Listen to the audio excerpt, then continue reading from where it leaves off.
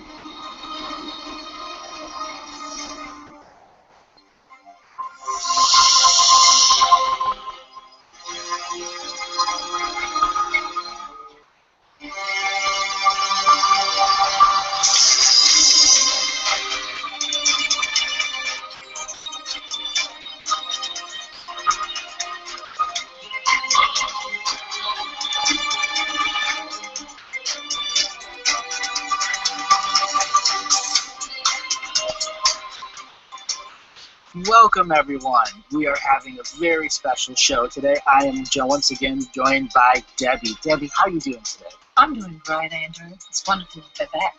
Now we're going to pick apart a contract revocation, the one we were talking about, the multidimensional spiritual chords of equity. You know, when you first read it, you had some really interesting impressions from it, how it helped you think multidimensionally. It really did, but it also gave me an experience that I had with you. Mm-hmm. And I'm going to write up in the blog when we get a chance to get that going again. But yes, I started to think more outside of the box. When you're thinking multidimensional, you're not just thinking linear. Yeah. You're thinking on all levels, past, present, future timelines. It's so powerful, and I noticed that the difference it made just in this timeline. For me, that the experiences it brings forth is amazing. Yeah. So what we're going to do now is I'm going to read this in bravado, in form, in the authentic stream, and then when we're done, we're going to pick out the different words that have different emanations to it. Now, this is what I call the 292 words that changed the universe.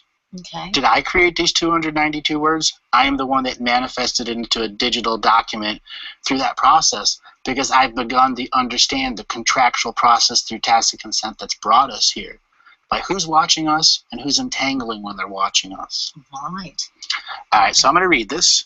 Okay. I, in the ever-present co-creative moment of now, choose to form a spiritual chord of equity so I may find the true signature frequency of remedy and resolve, the choice in the ancient present now. I choose to form multiple overlaying spiritual chords of equity so the multidimensional selves can find remedy and resolve.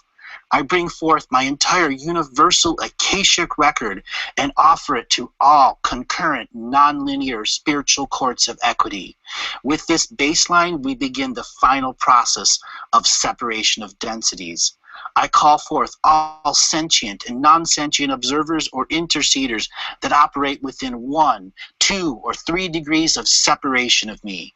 In these non-linear, concurrently running spiritual courts of equity, I summon all DNA lineage ancestors in full unity consciousness paradigm to bear sacred neutral witness in full multidimensional form of all entangled or unentangled observers. We now all bear witness to this paradox of entangled and unentangled observers meeting in this multi-layered, non-linear, concurrently running spiritual courts of multidimensional equity. I hereby state in no time that all observers directly entangling with my multidimensional selves must state to all ancestors in your authentic signature frequency what universal place of space-time did your soul spark come into existence. This is your unentangled proof you are not entangling with me, your true source frequency of time. This is the final process of separation of density. If you have no true source frequency of time, you are not real.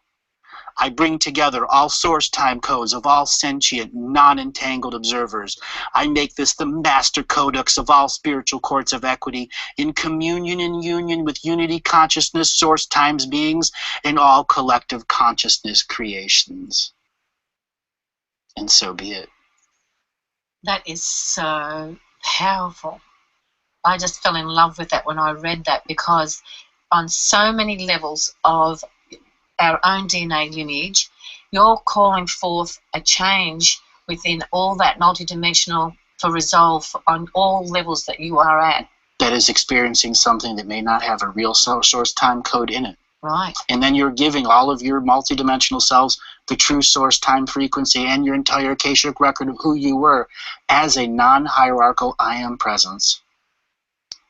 That to me was one of my favorite. That's one of my favorite revocations, because it means so much, not just to me in this timeline, but in all timelines. All my shards, all my multidimensional selves, wherever they are now coming into unity and communion. Every time you open a spiritual court of equity, it is there in permanent union. So every spiritual court of equity you've ever created, every contract you have ever done, when you read this, it brings them all into one. And it gives you all the power of each individual moment in the now. I mean, how much more powerful can that be? Okay. So what I'd like to do is... All right, so I'd like to stop here briefly, and then I'd like to go around the table. This is pretty powerful contract revocation and a great way to start this session with Andrew's answer. So anybody welcome to happily to say your experience, and then I will start with from me, so you all have some moment to talk through how you want to say it. To me, this was a big one. It took me probably 2 months to read just 292 words. That's how I was under influence, whatever you want to call it, external sources or entities. But once I went through, after several months, maybe 3 or 4 months after, miraculous things happened physically and then emotionally and then in many levels. So one of the things was that I got my period back in a perfect synchronicity with the moon cycle. That hasn't happened to me for, 15 years?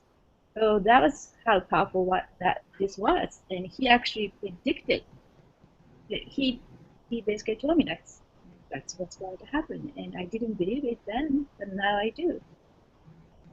So that was my brief introduction of this. And looks like I could tell Ryan, it looks like you're ready to say, yes? Oh, I was just, well, for those people who are just new to this and they don't know what a contract revocation is, it's a breakdown. It's your I am presence using your energy signature, your own voice vibrato, to manifest your reality. You can tell people, I'm going to remove you from your energy interacting with my energy, and then I'm going to tell you what's going on. Contract revocation is about controlling your own sacred space, and that way, if there's different entities that are messing with your natural cycles and getting them out of line with the earth, you stand up firmly in no time, because time is an illusion, it's only a social agreement. You stand in a no-time field and you tell your reality, you're no longer going to affect my cycle. That's kind of like what happened with you. You got your cycle back to its natural state. Most likely because there was some sort of entity attached to you or something with boundary issues. So it was really cool to see that as well. You actually saw the physical changes as well as felt the changes from the powerful ceremony of contract removal. Yeah, I know it. I know you could say perfectly. Your teacher spirit's working with you, huh? Yes, but I also combine that with a fire ceremony. That was a must. That's something we all experience, right? With his teaching. Anybody else like to chime in? Welcome again.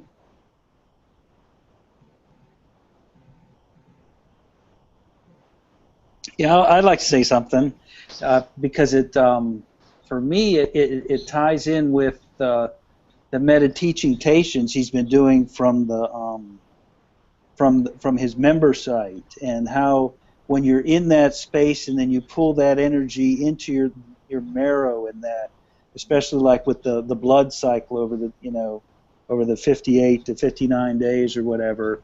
It takes your being to a different level where you get into that energy flow of what the Akashic is and the potentialities. It's beautifully said. I also like to mention that Debbie said about it's not just you, me, but just a physical being now talking to all the other selves and making a boundary, putting everything into one. So much layer to this. I do hope that for those who listen once the YouTube video, I encourage you to go back and listen again, and you could, have a layer of knowingness. It will definitely increase, and you pick up something new each time you listen. Anybody else? Do you have any? You do have this on your printed out, don't you?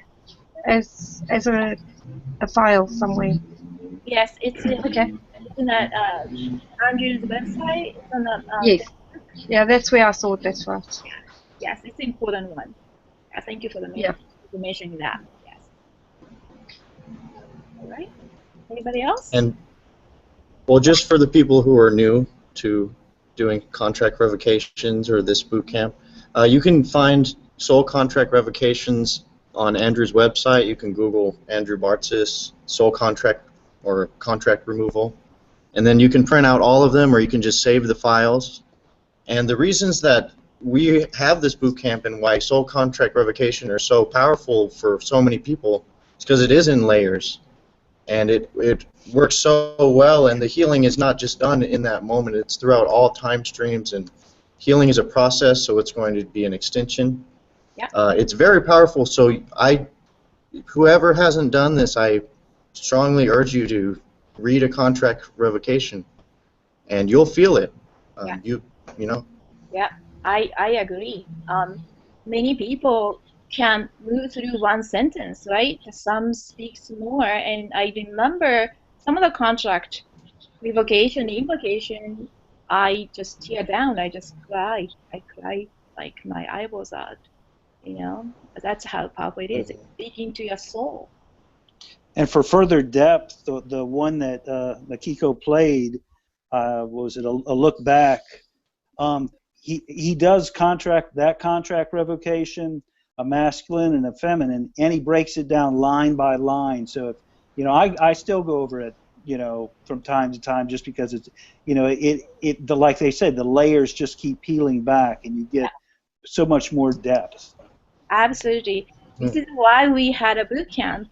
It's a process, and then how you bring that into your daily life, you become part of you. And then that's not something you could do once, right? You're gonna do it once and then that's it. No, that's not how it works. So that was really fun going through the boot camp together. Let's see, Carl, do you want to say something before we move on? Sure. So when I do these exercises, it's what result can I get? How is it going to change my life now? What is it going to do for me? What change can I expect? And I think a lot of people, probably the majority of people, they have this little voice inside of their head saying, we should really do this. I want to do this, and then you never do it. Now, most things are normal things that you do. You decide I'm going to get up at 8, and you get up at 8.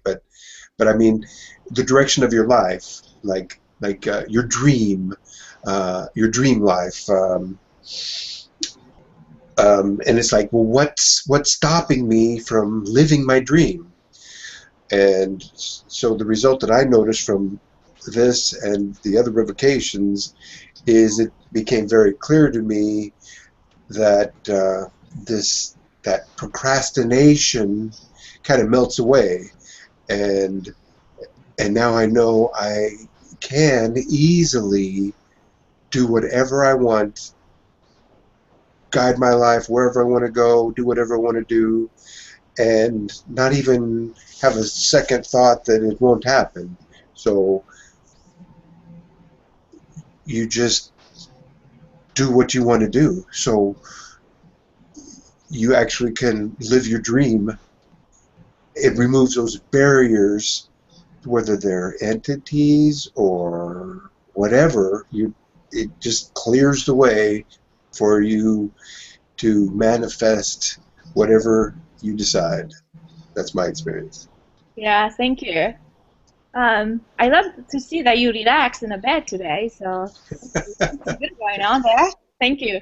It's great. You know, everybody has a different way of expressing it. This is why I love to go around the table. And then some of you speak so much better, right? And some of us resonate more with some other things. So this is wonderful. Um, Let me move on, and I'm gonna pass it on the mic again. I'm just gonna go back to the screen sharing.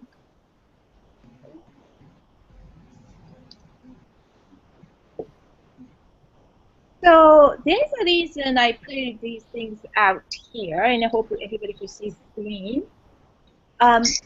This is a collective question for those who've been practicing studying Andrew's teaching. So I am showing this like a brief, the catalog of the best series. For those who are not familiar with him, those are the ones you may want to go back and then look. So kind of jump into his teaching. One of the things is that most people start with the interview with Lance White. This is all free. Just Google his name, Andrew Bartzis, Lance White, and there's a 14 or 16 series of interview done back in 2013. Excellent series. This is a good way to jump right in. If you're not ready to have such a heavy dose of it, there's a couple of other monumental videos.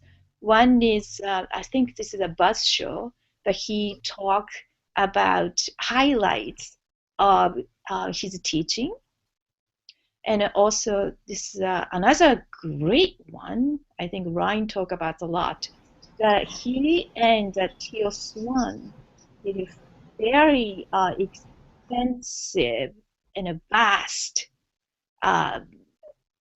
way of answering that people, and not just people here, right? Whole universe wanted to know.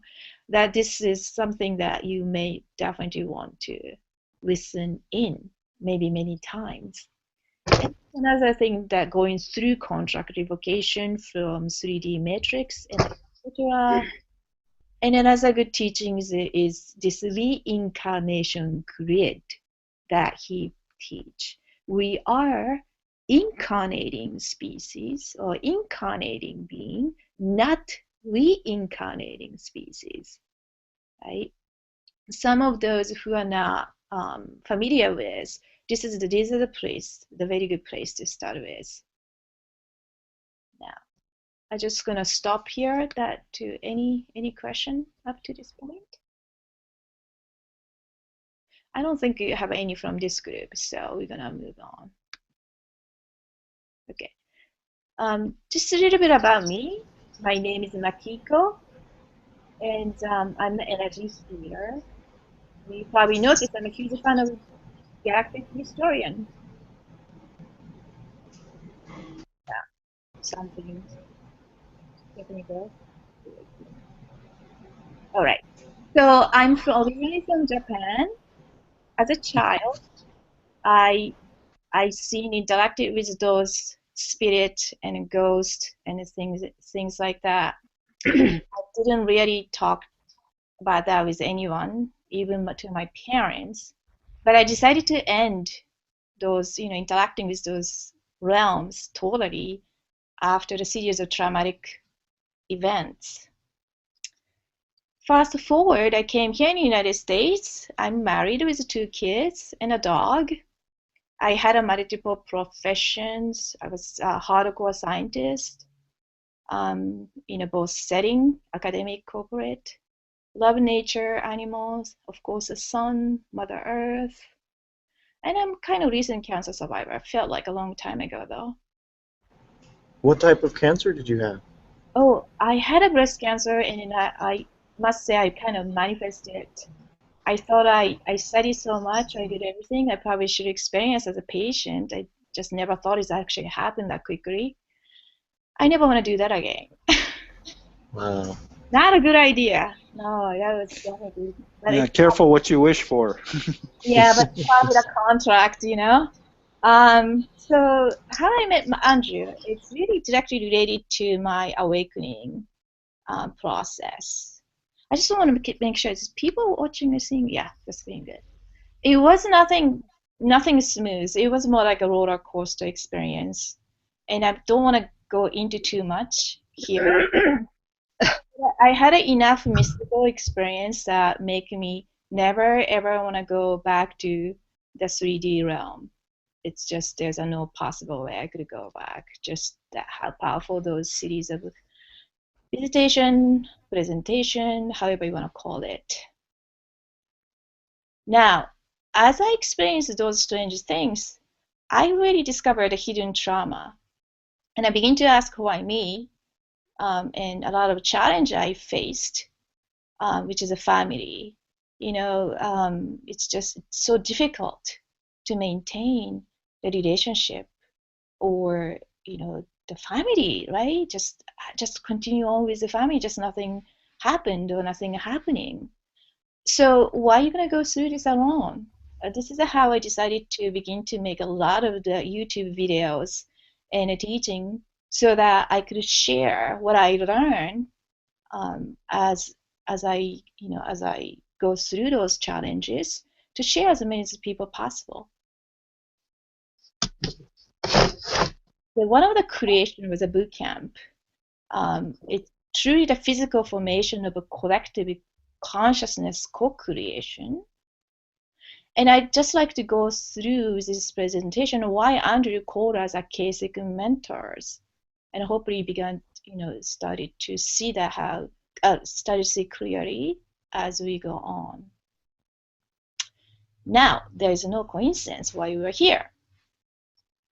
We are really guided to hold this time and space to share, teach, and learn with temporal people who share the same vision and universal moral code. Now, I manifested this individual because I truly, truly needed this person, someone who lived in North Carolina, had a similar vision, the similar level of a spiritual, I guess, the path and love, galactic historian. And ta-da! Here is the David, and I'm gonna stop sharing. David, you are my most recent manifestation. And too bad you can't show your face, but I totally understand. I'm trying there. It's okay. But you got a mic. Yeah.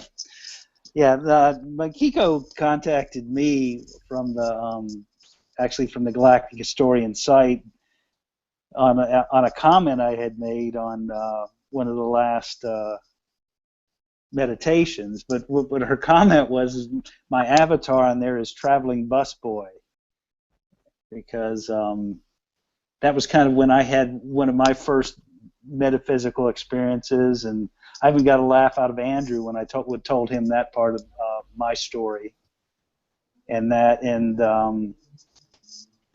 it's just like others of the comments I've heard here so far.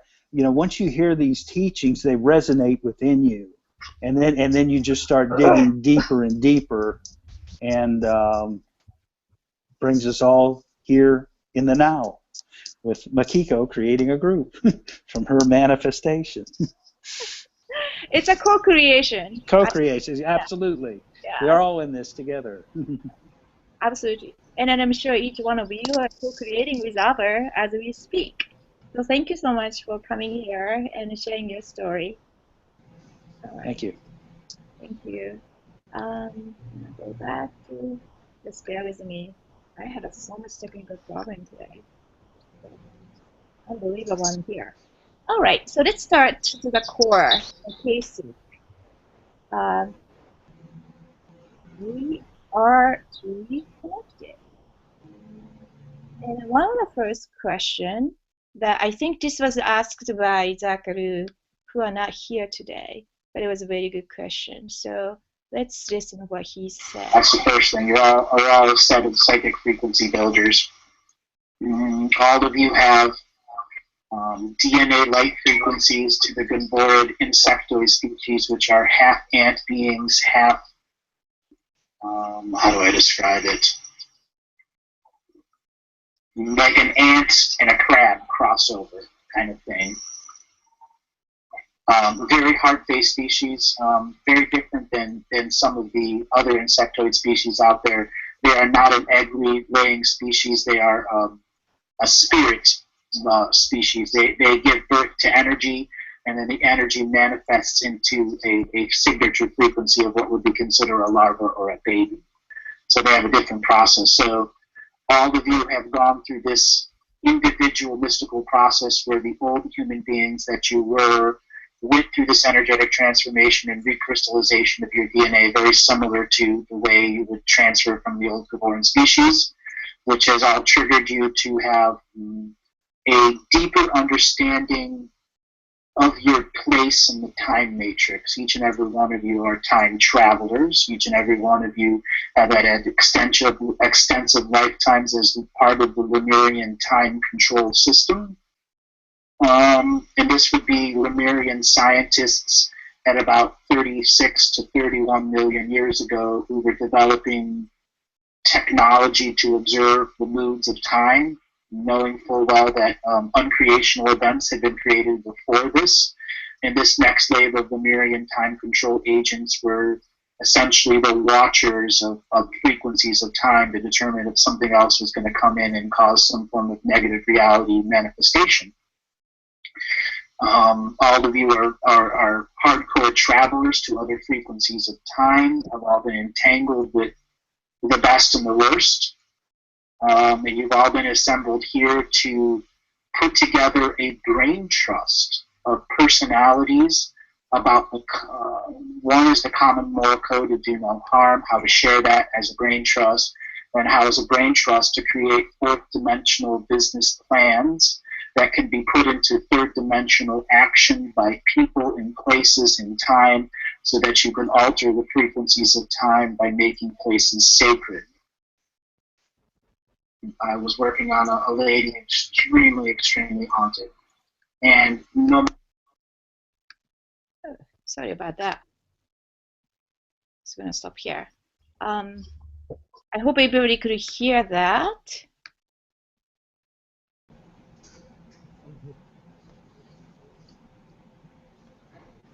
Yep, it came through. Okay, I take it yes. Okay, hold on. There's Yes. more. Can't tell if I'm unmuted. No matter what I was doing within the Akashic record, she was not understanding any of this because it was really No. Sorry about that. There you go. This brain trust contracted itself as a collective consciousness creation 29,206 years ago. When you were all of you were part of pretty much the end of the Atlantean Empire. At around 26,000 years is when the stuff started to get really bad.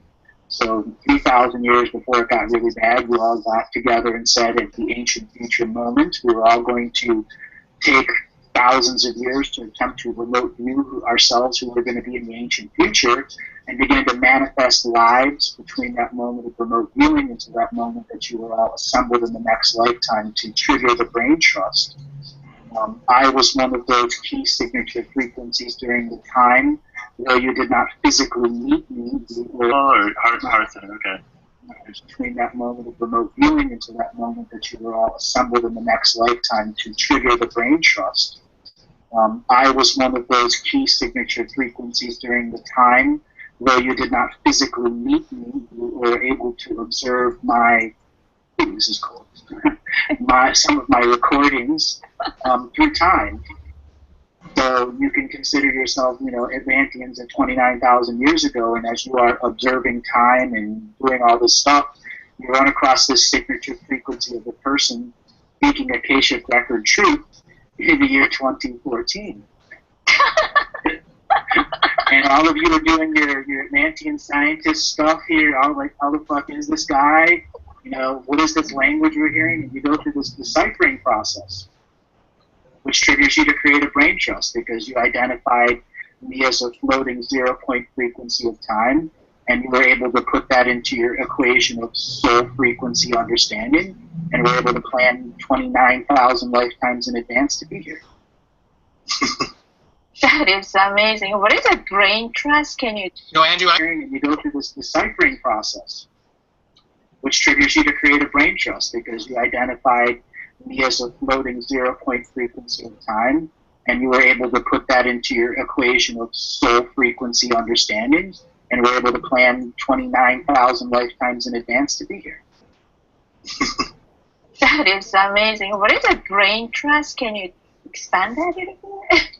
It's where each of you set aside a small part of your left brain and right brain and dedicate it to work with a trusted group of others to solve collective issues. It's like you've all put in a little piece of your left brain and right brain into a dream space, and every lifetime since you've made that agreement, a little piece of your left brain and right brain has been trying to resolve universal problems. How cool is that? Okay, let's stop here. So just listening that what Andrew said as our group, just want to pass around the mic and see, what do you think about his reading? Can I say something? Well, it definitely resonates with that part of the left brain and right brain, setting aside, wanting to work with others. That really, really resonates with me. Also, when he was talking about the insectoid stuff, well, that was exactly in alignment with everything he had told me in my reading with him.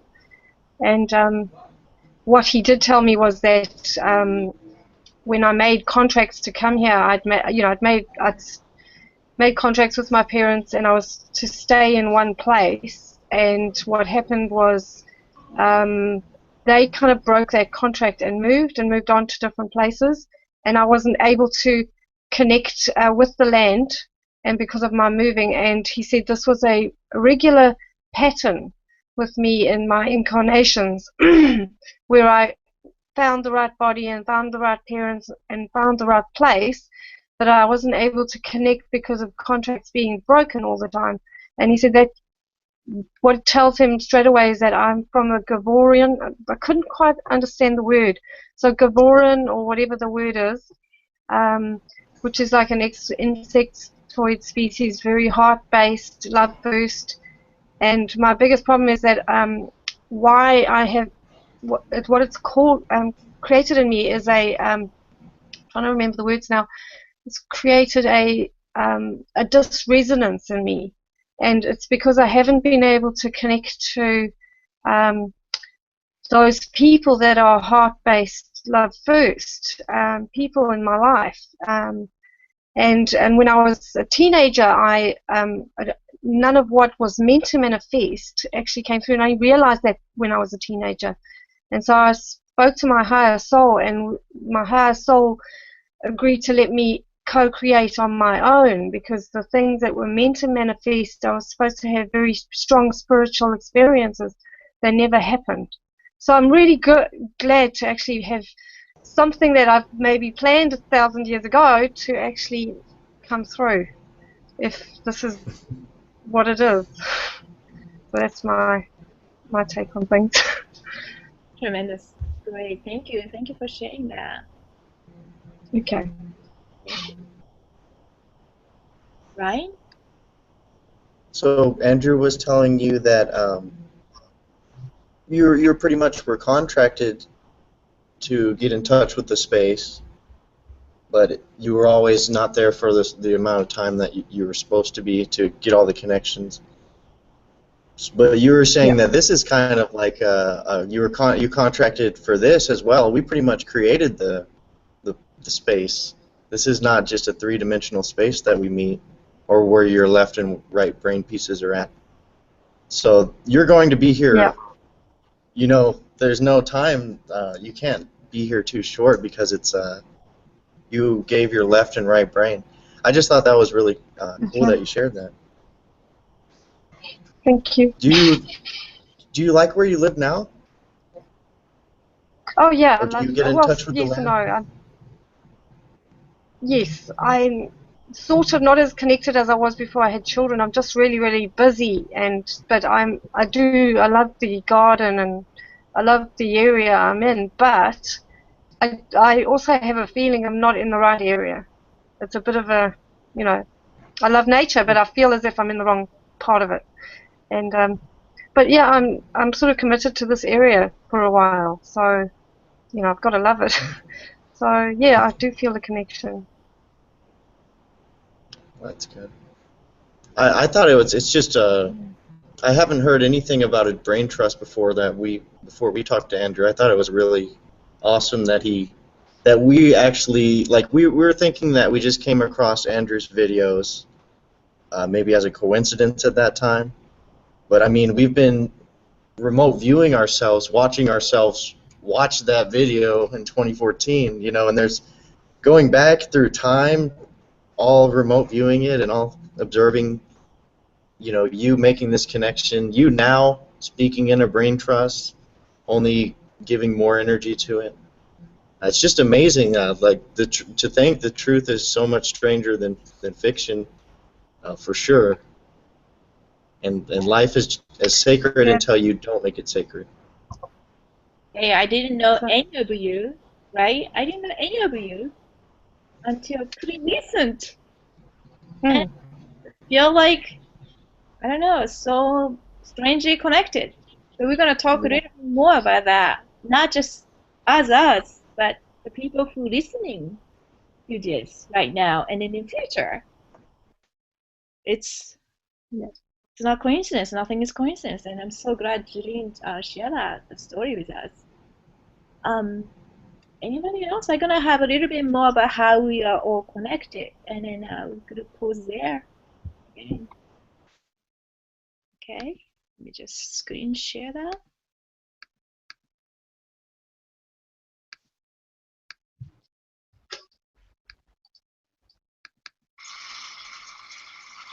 I think it's going to happen. You've already organized a group. Yes, I'm serious. I think your group is something to it, because I've been in a different group, but your group is something different. I connected with people in such a many different way. I feel like there's more than a couple of people who came and interacted through your group, through your community. I do feel I had some lifetime together with those people before. Well, I'm sure that you did. I mean, all the people that are finding me, I've had lifetimes with them before, which includes you. Really? Oh, absolutely. When I planned this lifetime, I planned really long, 10,000 lifetimes in advance. So that when I went to, I've read 10,000 people this lifetime. I can't, I know it's over 10,000, but I can't count any more than that because, sometimes you read 10 people a week, sometimes you read 20 people a week, and that's including the radio shows. Yeah, I know, that's and awesome. Privates, and then you times that by 52 weeks, and you times that by 25 years. I know. It does strange because you do feel so familiar. Your voice. That was the whole point. So that when people did experience what it is that I was doing, there's a familiarity to it. Absolutely. And the familiarity would lead them into their own self. Where does this familiarity come from? What is this stuff he's talking about? Atlanteans, Lemurians, time traveling, aliens that are elephants? Yeah, all resonates with me so much. It's weird. It's strange. And then the strangest thing is, when you're talking about you, Zakaru.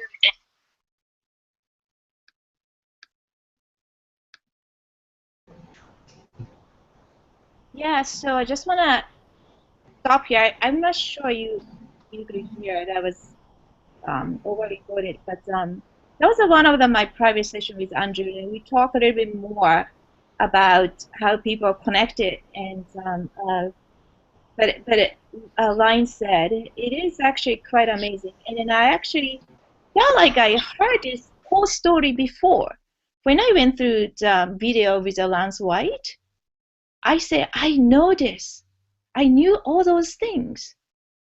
And then I never understood why I felt that way.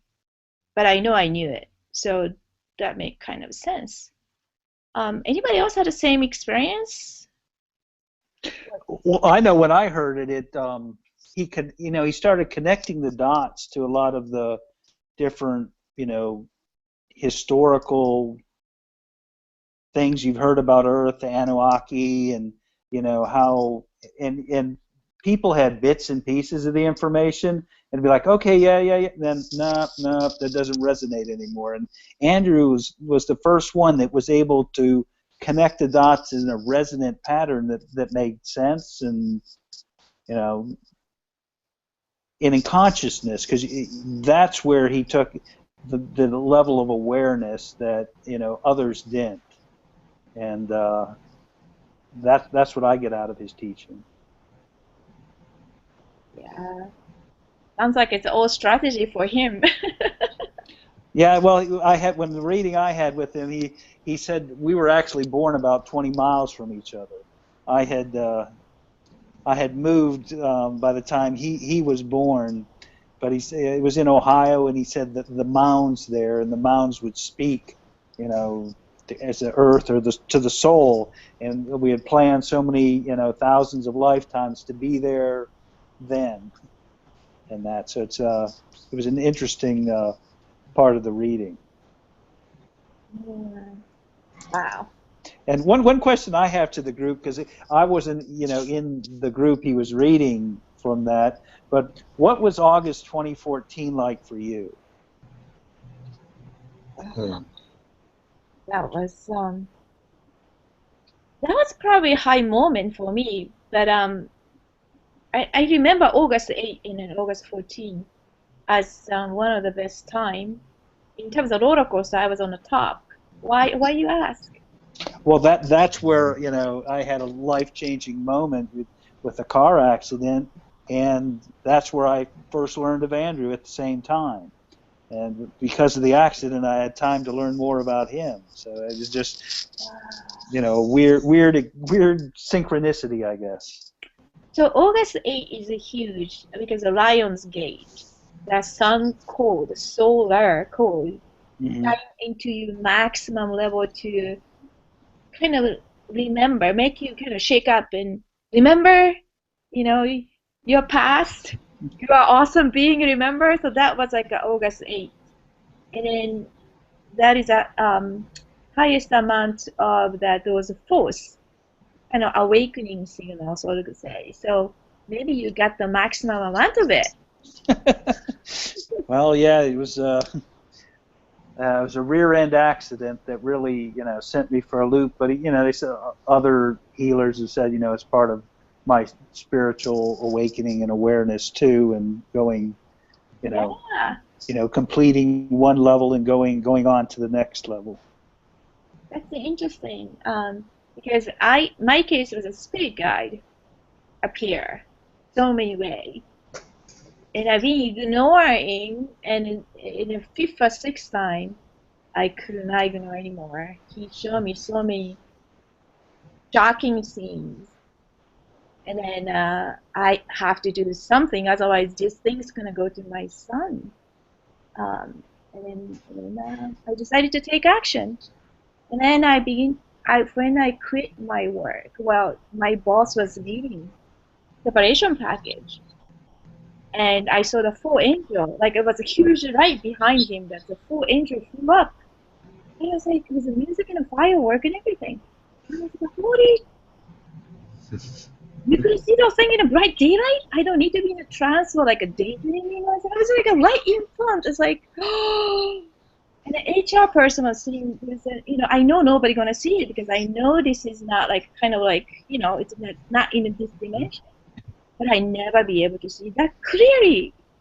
I've seen those things before, but not like that clearly. Like, oh my God. Yeah, corporate HR people don't usually go for that kind of thing. Wow. So thank you for sharing that. That's pretty awesome. I don't want to take up too much space, but Carl or Ryan, do you want to chime in? Yeah. So I remember you said that when you were listening to the information, you knew it was correct information, right? And I think what we have here is kind of a dichotomy. I think on the one hand, we are still connected to that which is knowing, whether it's like a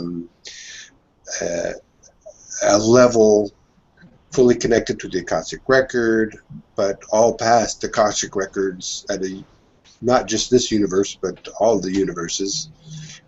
And the other side of the dichotomy is we've gone down, we've gone to not know that for the experience of learning, because if you already know, then there's no experience of learning. So that's kind of the game, which to me is like incredibly interesting, is to find out all this stuff again. And it's so complicated that it makes it, the level of complication makes it that much more interesting and exhilarating as it gets sorted out and resolved and understood. It's kind of like, okay, I'm going to slide down the slide of knowing this and climb back up the ladder just for the enjoyment of the motion. Cool. Cool imagery. Yeah. Well said. Well said, Carl. I have one thing that a lot of people question. I know there's a dreaming with Andrew, or Andrew tutoring in a dream time. So I know there's a couple of people in the community ask, so I'm gonna air this. And, if you have a similar, experience, do share. So here you go. Hold on. If we could do this much better. We're getting there. All right.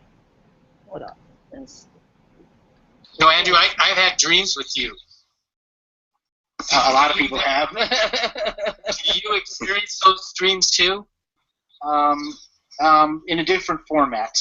So every few days, or every maybe 6, 7, sometimes 10 or 15 days, depends on what's going on in the world, I'll have dreams where I'm in a massive stadium with tens of thousands or hundreds of thousands of people in it, and I'm speaking along with 20 or 30 other individual people, and yet I'm still having a simultaneously tutoring experience with you. Yeah, that's what it was like. That's where people begin to experience the dreaming me, because the dreaming me is already manifested in this physical reality, the super technology of I am presence, where I bonded with my dreaming body and my I am presence, and I made that the master technology of communion and union in all dimensions, time streams, galaxies, and universes. And I've enabled my universal translation system. Tremendous. I was working.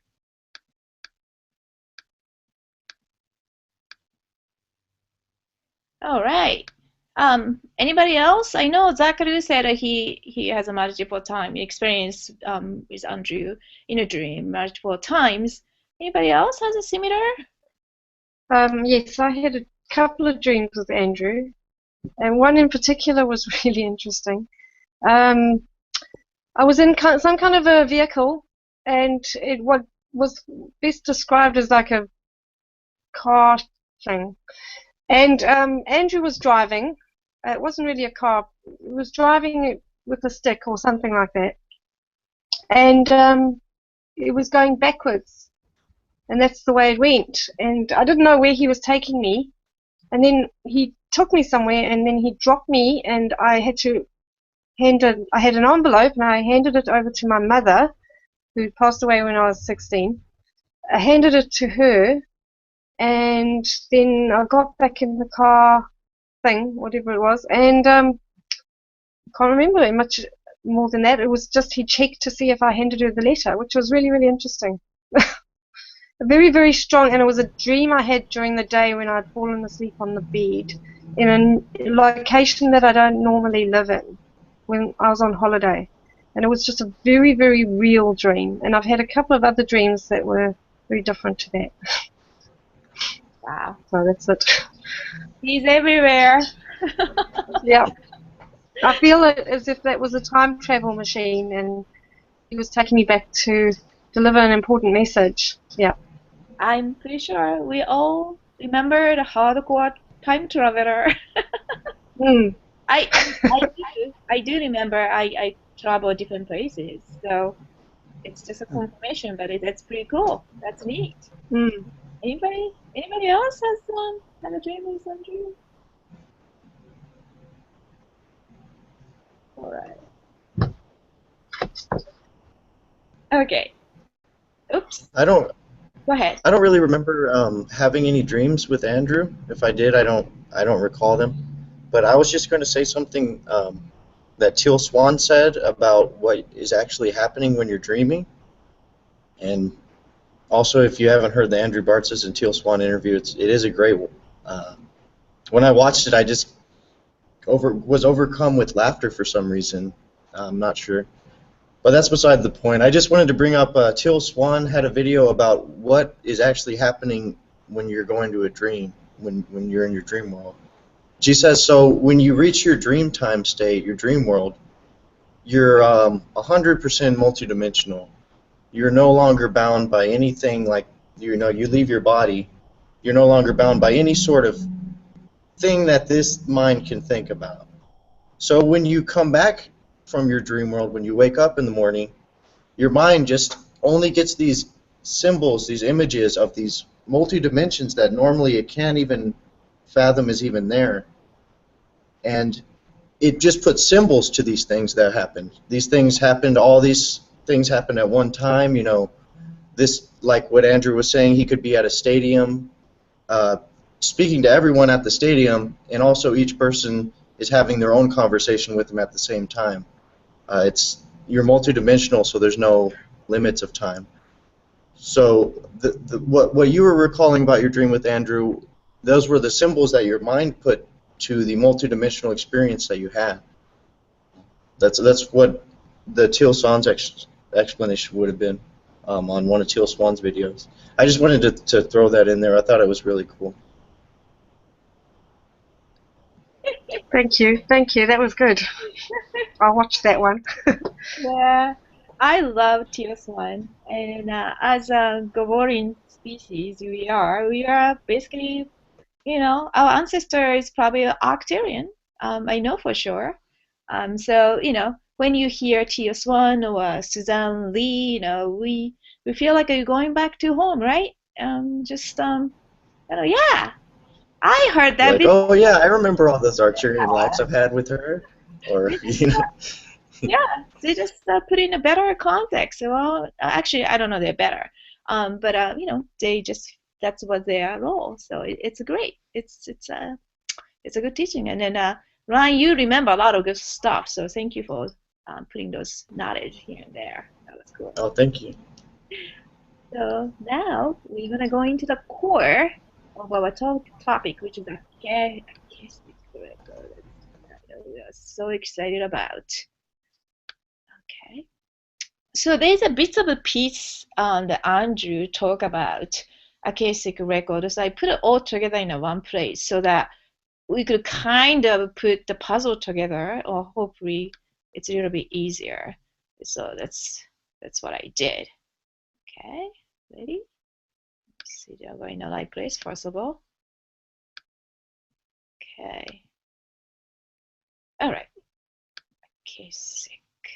Here we go. On a lady extremely haunted. And no matter what I was doing within the Akashic record, she was not understanding anything. Okay, so this because this it was is not it. Bear with me. I will get you. That's probably. You know what? I just have to. Maybe I skip this point. If I see it, I will come back to it. Okay. Let's talk about pros and cons of Akashic record. It's really the ghost that was wanting the reading and not.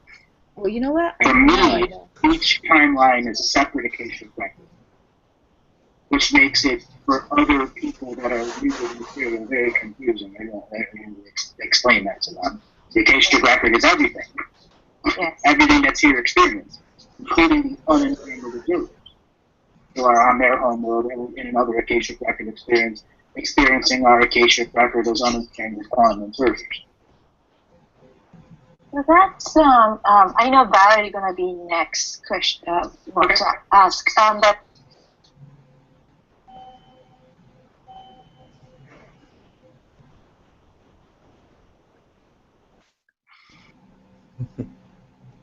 very educational. So Akashic record, maybe you could expand what you just said. What is the pros and cons of Akashic record? Is there something the Akashic record cannot record? There is nothing the Akashic record cannot record, but individuals can create energetic graffiti around it that makes it difficult for the untrained eye to see the imprint that's on top of it. Because the imprint is some form of polarity that's trying to use the observer because they know that someone is observing the Akashic records. But to be a part of the Akashic records means that you're in sacred neutral, so that when you run across a bump in the road of the Akashic record, it might have some graffiti that might send you into polarity, which will make it very difficult to go any further, or something else might take over in some of the explanations. Some part of your past life that's still in polarity won't let you go any further, but that's the individual's issue because somebody weaponized the observer and made him set up a minefield. But once you learn these techniques, they're just kids with coloring sticks. They're easy to get by. That makes sense. Thank you. Yeah. Thank you, Andre. Hey, you walk up under a wall with a bunch of kids scribbling on it. Are you afraid of it? No. It's kids scribbling. But at the time they wrote it, they thought they were the superpower being. Mm-hmm. They're kids scribbling though. Yeah. There's an experience trained eye to go through that. I understand. Mm-hmm. Thank you. Barry, are you? I want to stop here because there's a lot going on. First, he said about Akashic record, and then I just assume everybody knows what is Akashic record, and then just so Akashic record is basically what universe, the planet record, everything happened in a language that not like a writing language, but the way he described it is like light in the form of that's how he received a stream of light, like a pinpoint of light.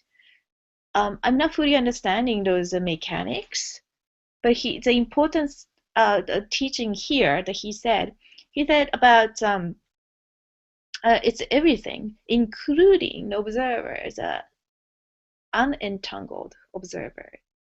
So that's what he leads to. So depending on who he leads it to, even the one single event, that's what we see as one single event. It depends on who he is talking to, it become a different leading and a different timeline. So that's a first that the people tend to get confused, possibly. The second one, he talked about graffiti and a polarized view. So depending on how less, I guess, the filter or colored glasses you have or don't have, how much information you will obtain. So I just want to stop here and then, go around the table and then kind of share your experience and because probably many of you had some private reading from Andrew, and perhaps being a researcher of you as a researcher, probably compare and contrast with perhaps with your feeling and emotion and your experience, maybe perhaps reading by others other than Andrew, because that's what I did. So I just gonna pass it on the table and then see your take on this.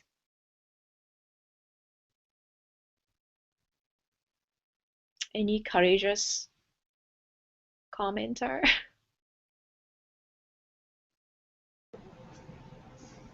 Yeah, well, you're talking about a vast subject that I'm kind of integrating at different levels with it, because I never see myself in these other lifetimes or that. It's more like everything's come to this point in this life, and the energetic signature. And I had a reading with him, and I had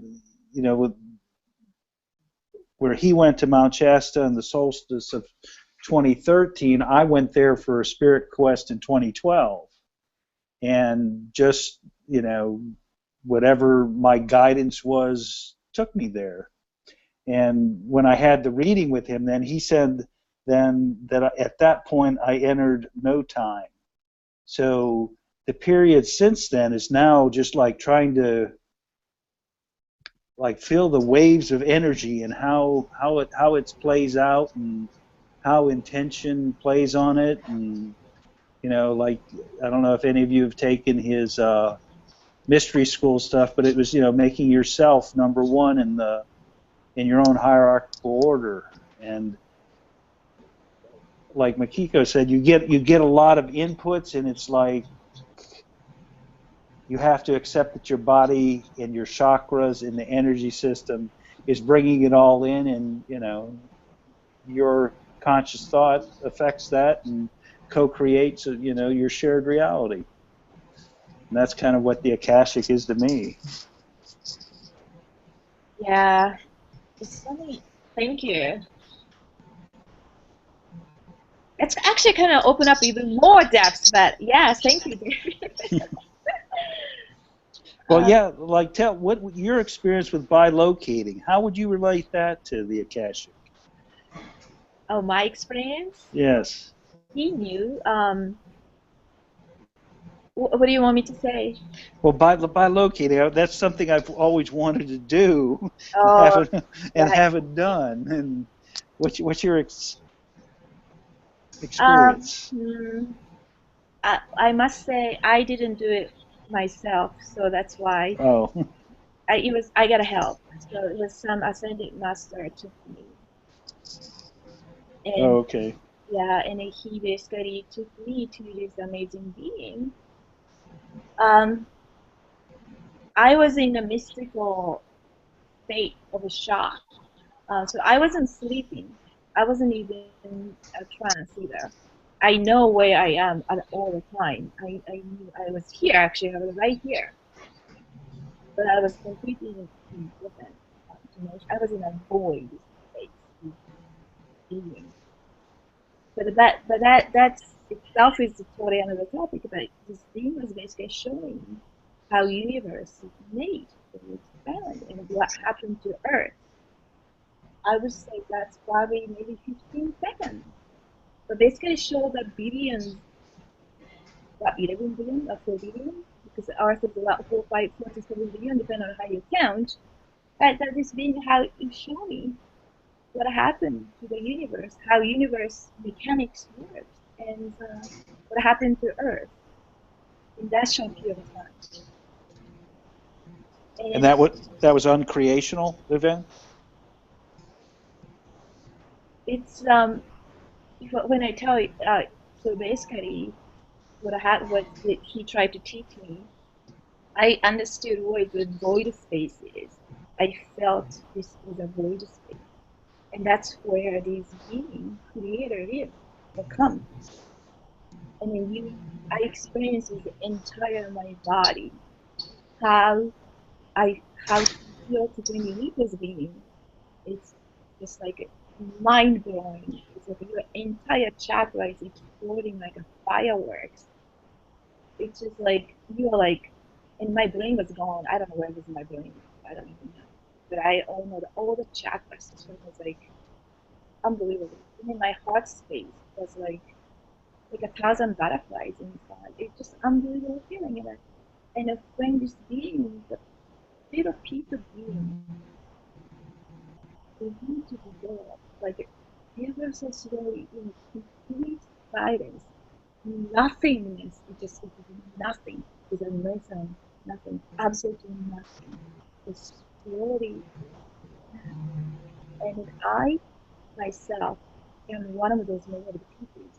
I feel inside my body those pieces together. It's fun. And then I realized, who is the universe? This is how the universe expands in even nothingness, in one of the most beautiful natural way. The loving energy that I felt. The people say, when creators love without condition.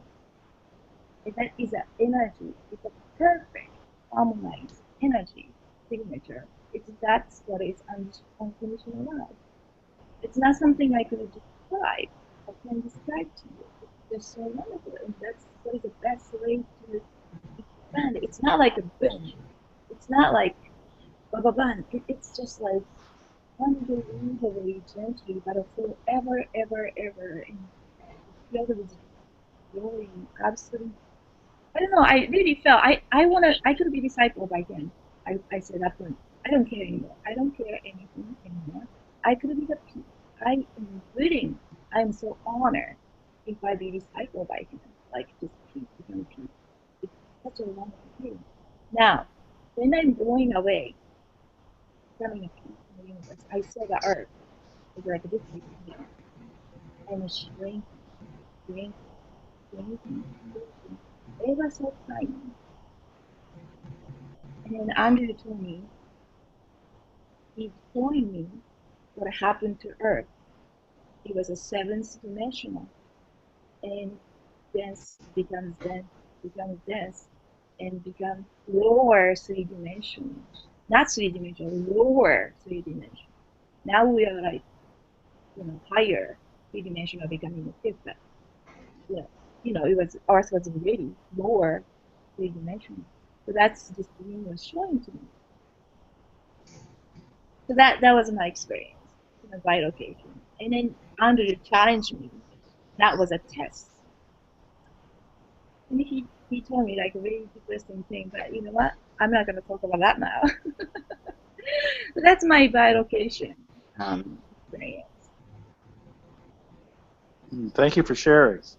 Yeah, I could talk about more about this being, but this is enough for that. This is enough. I don't want to babble about myself. But it's awesome. It's an awesome feeling. You know where you are. And then it happened like could be 5 seconds, but you feel like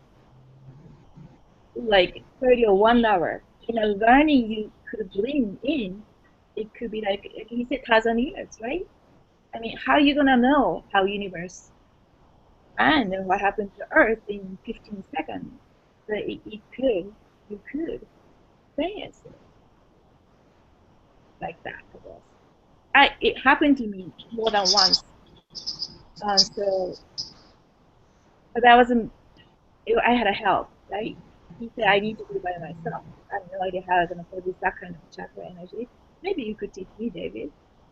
Jigang master. Just a busboy. Remember, nothing is coincidence.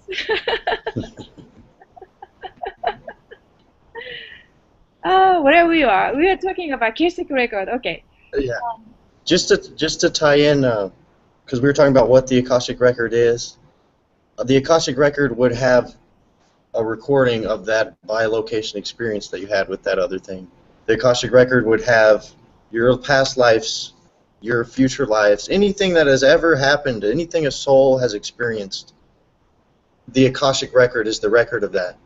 Also, I was talking about the Akashic record around my brother-in-law, and he's from India, and I think they used to have to write Sanskrit in school, but he said the word Akash means sky, and I think it was in Sanskrit. So it's like the record, it's like a sky record, it's like a cloud drive, but it's, in a way you could think of it like that. If you're tuning into the Akashic record, you're going in a completely neutral stance, trying to find out what that experience was.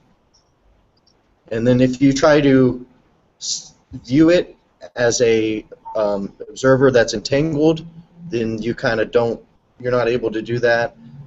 You can also try to observe it, and then if you think a certain way about it and you're too much in polarity, then you won't be able to see the Akashic record because it's so muddled. Andrew Bartzis tunes into the Akashic record from the sacred neutral. Yeah. Yeah, we definitely going to talk And about the that. Akashic record. Go ahead, Jill. Oh, sorry. No, go ahead. The Akashic record. Well, there's the Akashic record of this world, and then there's the Akashic record of all the different worlds, and then there's the personal Akashic record of each individual. And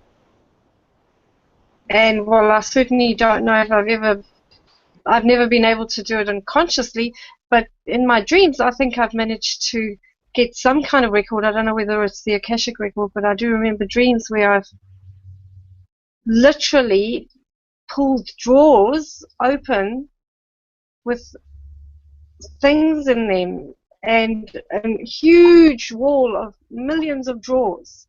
It's like you were talking about dreams being symbolic. So that sort of makes how I visualize the Akashic record is a library of information. That's really cool. You have a cool dream, I must say. Yeah, I hope I dream a lot. I do a lot of dreaming. I gotta go Australia. Looks like the people over there have a better dream. Yeah. Well, you talked about the DNA and the Akashic record. I think that's how it was designed. It was created, I think Andrew talked about it, in the crystalline form as a transceiver giving the information and a receiver getting information from just the structure of the space itself, which can then hold it. So like crystals can vibrate, so it's light, but then there's a vibration also, which light has its spiral wave, right? And I think we were part of our genetic manipulation is to get us away from being able to tune in to these frequencies, and then just living in this world. I mean, just the culture, the control system, the pollution, the artificial energy waves, all this just adds up to lessening our ability to tune in.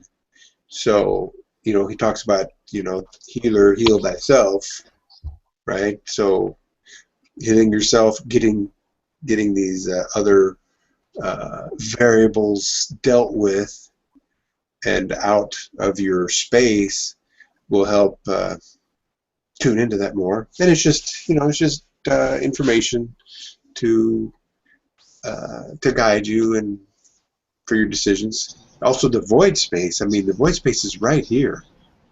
I mean, all this that you see isn't real. This is not real. This stuff here, that's thought. All this stuff, all this matter around us is simply thought. Somebody thought up a particle. So since it is thought, you can actually, and I have actually, it's like the Matrix and the spoon. There is no spoon, right? You can see it for what it is, and as you do that, it starts disappearing into nothingness. Now, that's very uncomfortable to have nothingness. We're kind of made to have stuff, So as the stuff starts to disappear, it's a pretty uncomfortable feeling of not having any stuff around you. But that's just a comment. Thank you. Go ahead. Anybody else? If time is not linear and everything's basically happening all in one go, then the information is there. It's just a matter of being able to I can't think of the words, to access the time, the now, if you know what I mean. Is that not the Akashic record? Okay. I'm really lost now, but hold on. Hey, hey, Scott. Finally, you got Hey, in. Todd. We hear you. Hello? Thank you for joining us. Eileen was going to bring us to the quantum physics of advanced versions of, you know, yeah, it's the right timing, Todd. How about you?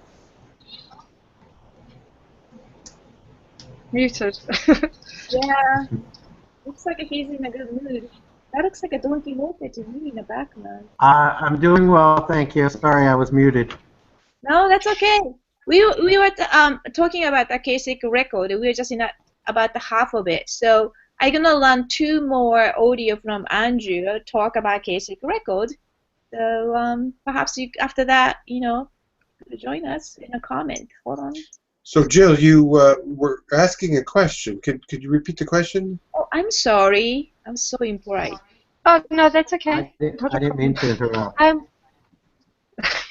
No, I was just wondering about the Akashic record and time not being linear, and how we've been stuck into this reality a lot through time, and the fact that everything really happens all in the same space, and therefore the Akashic record is always there to be accessed if we're not in linear time mode. So it's really time is, you know, the fraud time is the enemy here, and not just healing ourselves, but just actually start really coming to grips with fraud time and what it is, and that's really a very, very big part of healing, I think. Yes, yes, you said it right. So See the fraud for what it is. Yeah. So one of the things, one of the enemy or whatever you want to call it, the biggest offender is the time. Whatever we're following, like this time that we.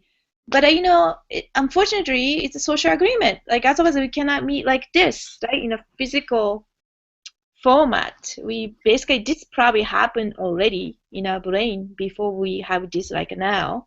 We already have and process it. We just solidifying it and put it into the Akashic record now, the fraud time now, which is still important. I love that question. Thank you, and thank you, Carl, for stopping me. See, that's why I need a group of people. I thought that could go somewhere else. My gosh. All right, hold on. Just a couple more things I want to run by you guys. Okay, sit tight. Do my best. Where we are. I think this is the one there. In terms of our aspirations here on Earth in the 3D realm, it seems like to me like you encourage that we seek out healing, and part of that is through love and compassion. But the sacred neutral seems to be the central emphasis over and over again, and I'm wondering, what's the interface between those? At least in your experience, what is how I'm able to observe the Akashic record and not retain the polarity of what I see. Okay. So but then in terms of, sorry, go on. It is the way I look at the data, and the data does not change me by me observing. It is in a form in quantum mechanics an unentangled observer. Meaning, you know, the idea that if as long as something's being observed, you're entangled and changing. Right, okay. It's a continuous stream of information, and it can be, in a sense, viewed as changing, but in fact it isn't changing. It's you that's changing from your belief. And when you reach the sacred neutral, you're not allowing polarity to affect the soul's presence in the physical body. You're allowing the soul and the mind and the spirit and the body to process all the information simultaneously and then manifest it as an experience, whether it's out loud or internal in the mind, spiritual, whatsoever. It makes a manifestation. That manifestation, when done in sacred neutrality, has the most amount of information that isn't in polarity, that will not lead you down a false mind trail.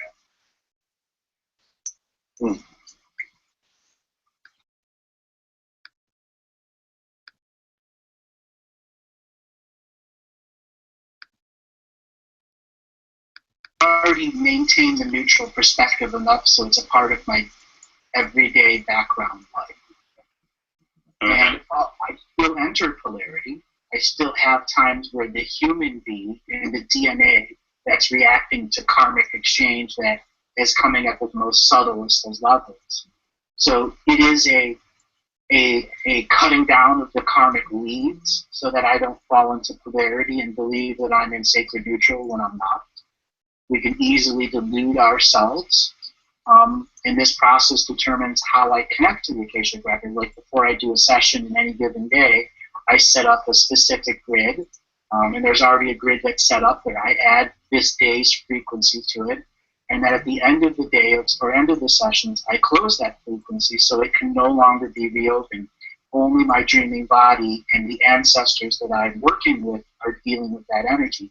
This I am being is now separate of that portal experience. So that is a form of sacred neutrality, creating a strategy of energetic neutrality around me so I'm not forced into polarity and can continue my daily walk in through my normal polarities that I create through my own mistakes or victories. Awesome. Okay, thank you for that. So I just want to stop here because it's, we lost Todd. Okay. Yeah, he said, reconnect. yeah, I think he's going to reconnect. Okay. Yeah, I just want to stop here because it's important to point where emphasis again and again, sacred neutral. And then he is quite advanced. It's difficult for me to jump right in and follow his step 1, 2, 3. I was hoping there's more baby step, but I think it's the theme, overarching theme here is sacred neutrality. And I just want to stop here and I just want to hear you guys take up to this point about his teaching on a case.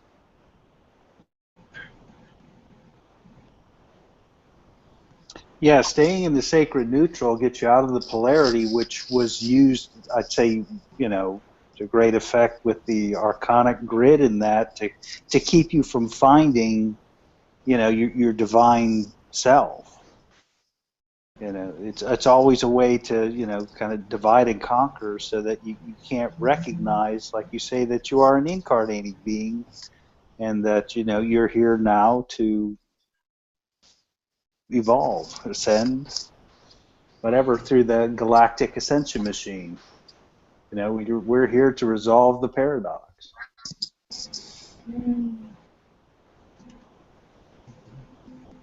Yeah, I just I want to really feel that, it's like it's here, but it's not really here. So I just want to pass around a mic, and what do you feel when he speaks like this to us? Do you really get it, or kind of get it, or you just like separate yourself even farther out? I just want to, just how you take this or how you feel. I feel as if. I think. You go ahead. Oh, sorry. I feel as if Andrew's been really a brilliant catalyst in helping me become a lot more neutral. And just understanding how complicated the world is, just understanding how much there is to understand, that you cannot take sides, you cannot be judgmental, which is, I think, when you're in polarity. Just by understanding the complexity of ourselves and the world, and how we've all been, like you've said it, entangled with the best and the worst. If we're going to try and love ourselves, we've got to be very neutral about all of that type of thing. Just his presence has made us a whole lot more neutral. Yeah. And that's exciting. Well said. That is so cool. He was so thrilled to hear that, your comment. Yeah. And I think the sacred neutral perspective could be thought of as, when it comes to perceiving something, you can do it entangled. You can be a quantum entangly observer or an unentangled observer. When you observe something that has polarity, or you're saying, I observe that polarity, I'm letting it be, or you can even entangle with it and join in on the polarity, and that just takes you away from your divine state, which is limitless, which is the sacred neutral would be the best kind of view to pick if you're trying to stay limitless, because choosing polarity over choosing the sacred neutral, that's choosing to be a reincarnation cycle in cycles of reincarnation rather than choosing to incarnate and using your will purely unentangled with things. You're saying, I'm using this will in this sacred neutral moment to, manifest this or that. It's away from all those strings attached, all those polarity ideas and different things like that, because there's no such thing as polarity apart from a perspective. That is a good point, because once he teaches more and more about the polarity, that is also ingrained, partially brainwashed. Like what we think polarity is also made up things. Like I give you white light and black, right? Who said that's a polarity? That's the impression imprint upon us. Same thing about love and hate. I think Zane asked a very good point. Love and hate, or love and fear, whatever that is, we see that as a polarity, but according to him, that's not the polarity even, right? Hate is like a perverted version of... It's still love. Perverted love. But it's extreme perverted thinking, right? Or perspective. I guess that's where I stand. So it's like, to me, like, if this is bad, but let's say this is a love, how much the love is, and hate could be like a dot here.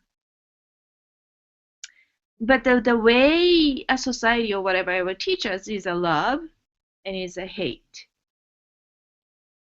I don't know, why I try to say it, but just applying this duality, polarity, make those completely different quality and quantity as more like has an equal state or a position or equity, right? Because as soon as we say polarity, we automatically think they are equality in terms of whatever the measurement we apply. So that's another trick. So what Ryan is trying to say, the neutral perspective, according to sacred neutral, will open up so much more options, limitless options that we could even comprehend as we become truly infinite being. I used to think neutrality is really sucky because, wow, what's life about? You love any feeling, the emotion. What's that? But that's another trap. because we're thinking through the duality, that fake duality means that's the foundation. But is also how my brain worked before. So he gave us a completely different playground to work with this. So that's Maybe you can help me define polarity a little more, because maybe I'll give you a little bit of my understanding, and maybe you can give me your viewpoint to maybe give me more data to align my viewpoint. But in one instance, just living on planet Earth, it's a group of mankind. That's a group, and in this group, we have things that are accepted and things that are not accepted. So if I saw a man killing people, okay, that's against the mores of the group, and I kill him. Now, you may say, okay, well, those people who were being killed, they must have agreed to having an experience, but then the man that and I killed the murderer, well, he must have agreed to have that. But so you can talk about how that is, or is it polarity? I mean, I think just the basic is good or bad, but again, that's perspective. But you could take it even further. Our perspective, it's not good or bad that we eat other animals like cattle and chickens and other things like that. But then let's imagine a scenario where you have a sentient species eating another sentient species as food. Well, okay, that's going to cause a polarity reaction from me. Okay, now I understand that other species, really, they came from the same sources to my brother and sister. It's a perspective, but to not be polarized, it's not that easy, because it's so ingrained on what we consider as acceptable and not acceptable. I totally understand. I think a lot of people face that. So I just want to say that there's a polarity, and then you need to separate us judging, like judging, or versus assessing. So this is a perfect segue to the next one that he talked about. If you remember, he will take polarized position in a certain situation, which kind of tied back to what Carl asked. Thank you for that intro, Carl. Okay, so I'm going to do this awkward screen sharing. Yes. Now he talks about this is a time that he will be polarized, right? I was working on a lady extremely haunted. And no matter what I was doing within the Akashic record, she was not understanding any of it, because it was really the ghost that was wanting the reading and not the physical being. And then there's where polarity as the individual human being reader says, no, I'm not going to read your Akashic record. And what I will do is then do a different form of psychic communication, where I will start a dual channel communication.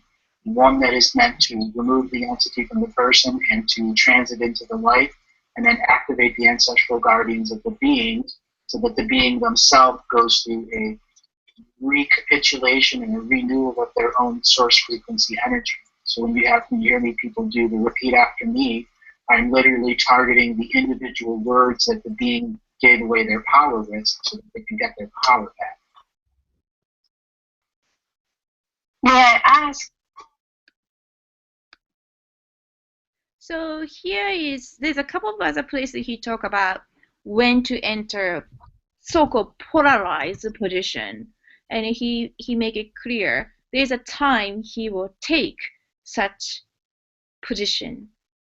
It's not exactly the same, but it's basically fundamentally the same thing that Carl was pondering, right? Well, there's a certain time you draw the line, and then you will take certain action accordingly. In this case, this lady being extremely haunted by this entity is not doing an equal co-creation, but a more parasitic exchange. So it's not real exchange, but So he basically, put this entity to this, to getting this entity out, and then giving her the power back. This is not necessarily 100% sacred neutral, in a sense, right? But he executed It was way. it was like a aware polarity, because you can be in polarity tacitly and don't even know, and then you can also be in polarity consciously for that temporal time or however long.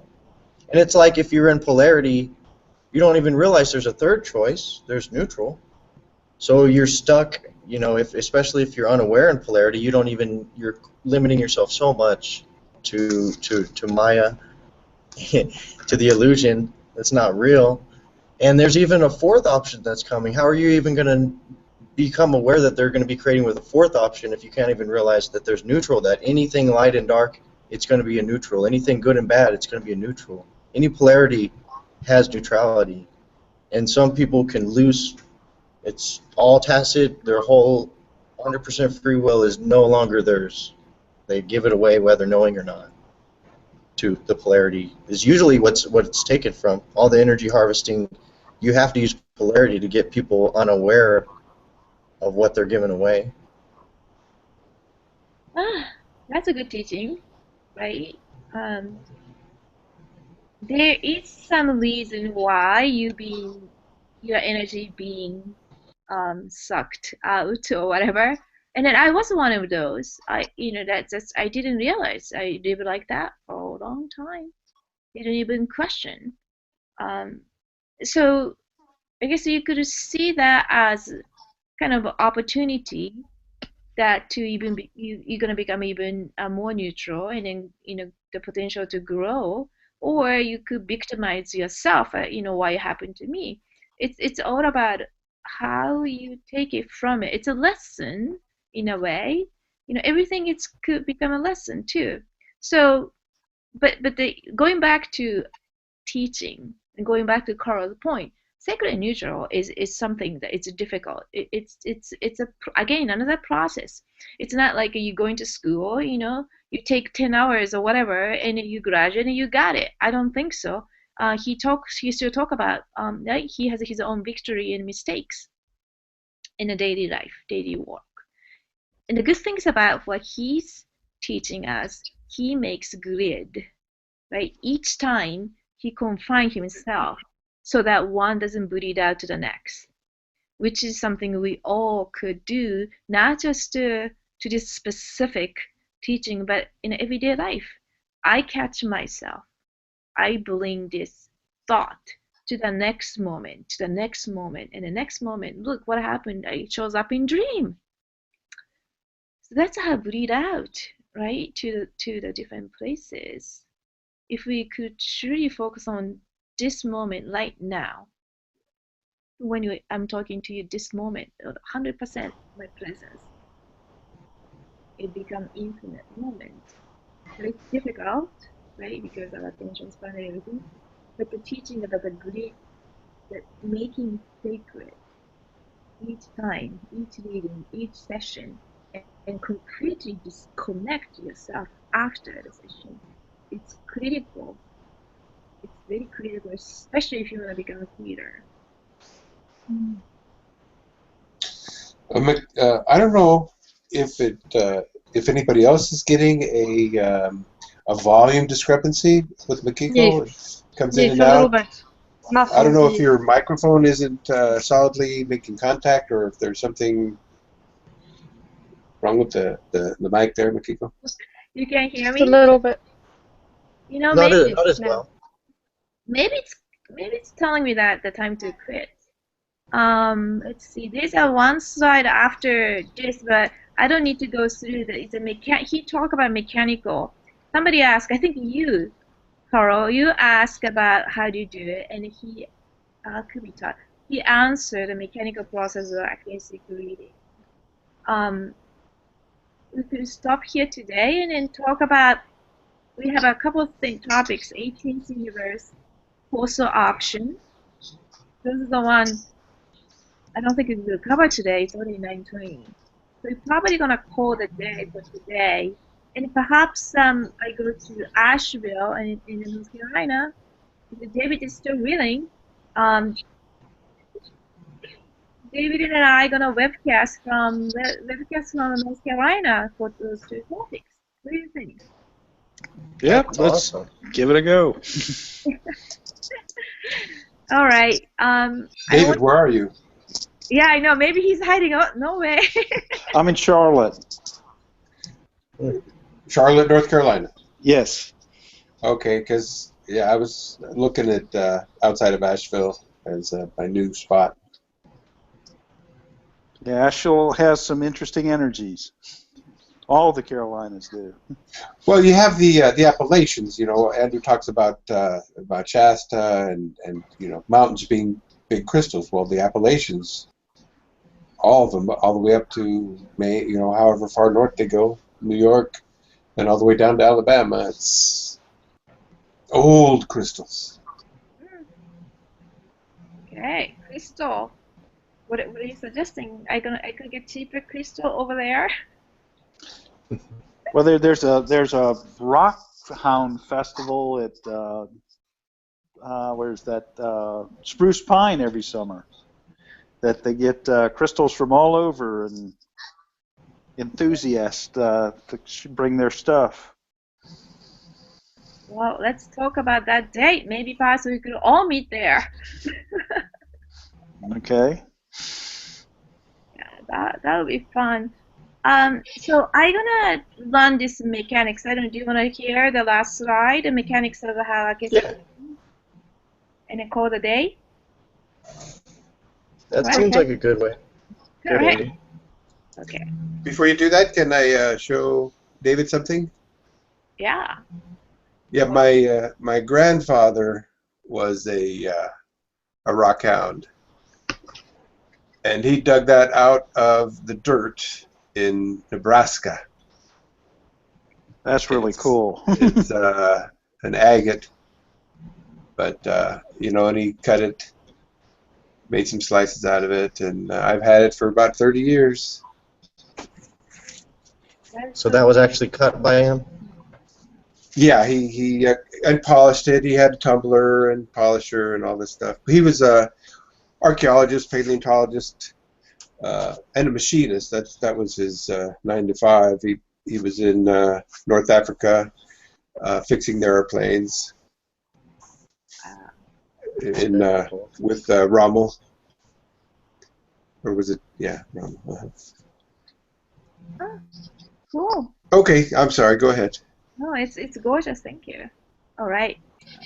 People are getting a little tired. So this is the mechanics of reading the Akashic record that you're playing? Yeah, I'm going to do that, and I love to hear how you guys practice this. Okay. There you go. Collective question. Everybody share this in one way or the other. Tools. Oh, I'm sorry. Do you have any Akashic record on tools? I'm sorry, I lied. This is about the There was source. a time that there was no Akashic record recorded. There were not planets in the universe. There were just suns. So that is when the first planet came into existence in our universe is where the Akashic record began. So what is Source?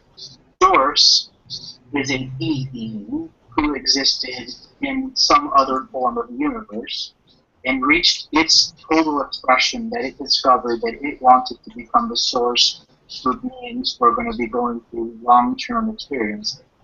So they purposely enter a void space, and they encourage many others of their like mind to come with them. And then that one being tries to expand itself in that void space. And think of it like an engine with a spark plug. And sometimes it just doesn't have enough spark or just doesn't have enough fuel, and then it fizzles out. And that being is then recycled into the last universe that it was created in and starts its experience all over again. But all those other beings who were in void space waiting for that being to spark and actually create a universe, they get their turn, and then they get their turn until one actually creates enough spark with enough fuel to create a solar system, the first solar system, the centered nucleus of that universal expression. It then goes through a cooling down phase, and then it invites those other people in void space to immigrate directly into it as having some form of previous universal relation. So that universe takes on the first imprint of what it's going to be nourishing as an expression.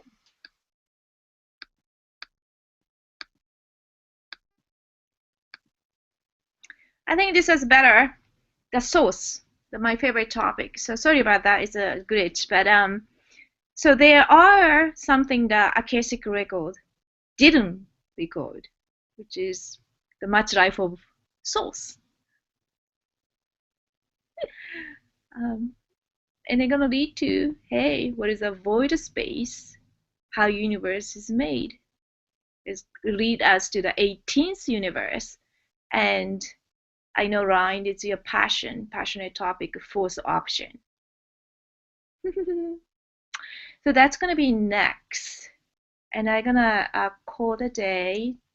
And thank you so much for your participation. And I'd love to finish this song that perhaps everybody know about me. Said a joker to the thief, there's too much confusion,